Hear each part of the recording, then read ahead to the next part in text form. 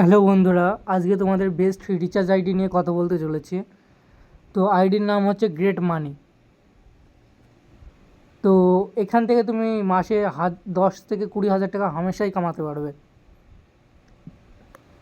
তো আমি তোমাদের প্রথম অ্যাড মানি থেকে অপশান থেকে পুরো দেখাতে চলেছি, পুরো শেষ পর্যন্ত ভিডিওটা দেখতে থাকো, ঠিক আছে? তো তুমি প্রথমে পেয়ে যাচ্ছ অ্যাড মানি, এখান থেকে টাকা লোড করতে পারবে, ঠিক আছে? তো টাকা লোড করার জন্য তুমি অ্যামাউন্টটা সিলেক্ট করবে। যেহেতু 500 থেকে অ্যাড মানি শুরু স্টার্ট, তো আমি 600ই বসালাম। 600 পরে লোড ওয়ালেটে ক্লিক করলাম।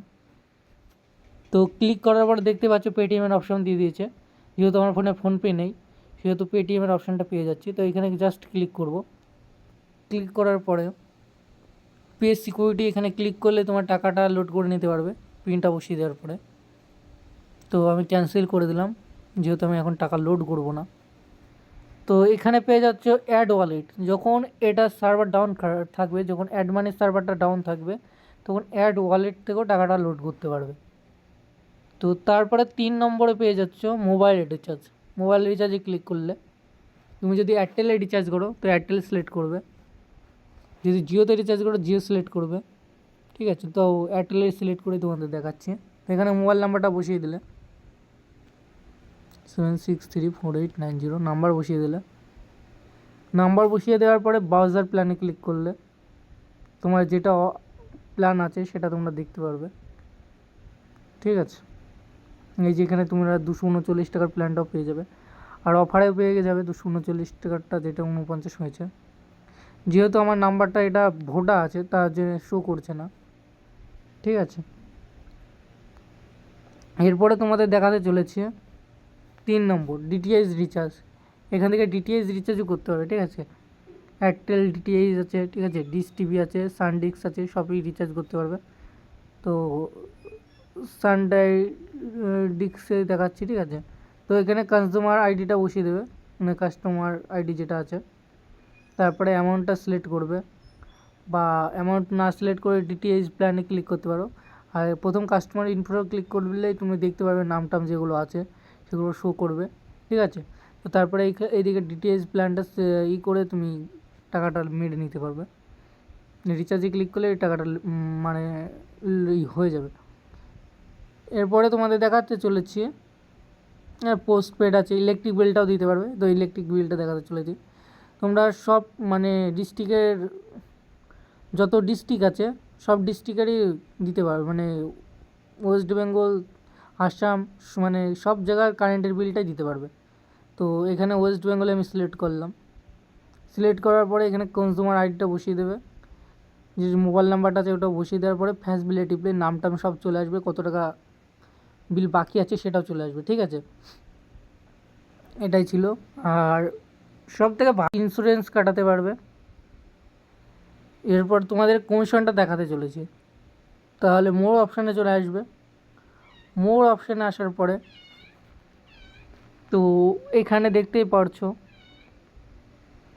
Commission, recharge commission. এই যে রিচার্জ কমিশন, এখানে ক্লিক করবে।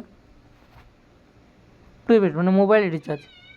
তোমার এয়ারটেলে আছে 3 টাকা 10 পয়সা, বিএসএনএলে আছে 5 টাকা, গুগল প্লেতে আছে তোমার 1 টাকা 80, জিওতে আছে 2 টাকা 60, এবং ভোডাতে আছে 3 টাকা 90 পয়সা। মানে ভালো কমিশন আছে। তোমরা তো জানো যে এখন সব আইডিতেই এখন এয়ারটেলে এবং জিওতে কমিশন 1 টাকা 20 পয়সা থেকে 1 টাকা 1.5 টাকার বেশি নেই।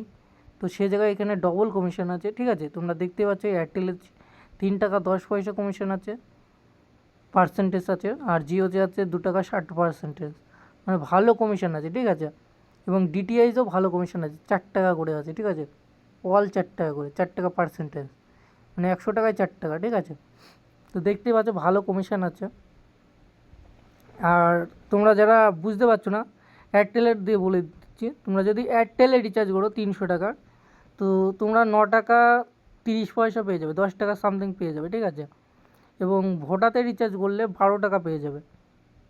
আর জিওতে রিচার্জ করলে 2 টাকা 60 যেহেতু আছে পার্সেন্টেজ, 299 টাকা রিচার্জ করলে জিওতে 8 টাকা পেয়ে যাবে, ঠিক আছে? যারা বুঝতে পারছো না তাদের বোঝানোর জন্য বলে দিলাম, ঠিক আছে? এরপরে তোমাদের যেটা দেখাবো, যারা আইডি নিতে চাও রিটেলার, তাদের 19 টাকা পড়বে, আর যারা ডিস্ট্রিবিউটার নিতে চাও তাদের 49 মানে 49 টাকা পড়বে, এবং মাস্টার যারা নিতে চাও তাদের পড়বে 99, ঠিক আছে। এরপরে তোমাদের আরেকটা যেটা জিনিস দেখাতে চলেছে সেটা হচ্ছে যারা আইডি নিয়ে মানে অলরেডি নেওয়া হয়ে গেছে তারা কেআইসি কীভাবে করবে। আইডি তো সবাই নেওয়ার পরে কেআইসি তো সবার মেন, তো কেআইসি যারা করবে এইখানে দেখতে পাচ্ছ আইডিটা প্রথম লগ ইন করে নেবে। লগ ইন করার পরে এখানে মোর অপশান পেয়ে যাবে, ঠিক আছে। তোমাদের আমি আইডি বানিয়ে দেওয়ার পরে তোমরা আইডিটা লগ ইন করে নেবে। ফার্স্ট লগ ইন করবে, লগ ইন করার পরে এখানে মোর অপশান পেয়ে যাবে। তো মোর অপশান নেওয়ার পর মোর অপশানে ক্লিক করার পরে এখানে পেয়ে যাচ্ছ কেআইসির অপশান। তো জাস্ট কেআইসিতে ক্লিক করবে। তো ক্লিক করার পরে তো এখানে আধার কার্ডের ব্যাক পেজ, তারপরে এখানে ফটো, আর এখানে তোমার প্যান কার্ডের নাম্বার, এ করা দেওয়ার পরে জাস্ট আপলোডে ক্লিক করলেই কেআইসি কমপ্লিট হয়ে যাবে, ঠিক আছে। খুবই সহজ। আর তোমরা এখান থেকে চেঞ্জ পাসওয়ার্ড, এখান থেকে পাসওয়ার্ড চেঞ্জ করে নিতে পারো, এবং পিনটাও চেঞ্জ করে নিতে পারবে, ঠিক আছে। এই ছিল ভিডিও। যদি ভিডিওটা অবশ্যই ভালো লেগে থাকে লাইক কমেন্ট করে চ্যানেলটার পাশে থেকো নেক্সট ভিডিওর জন্য।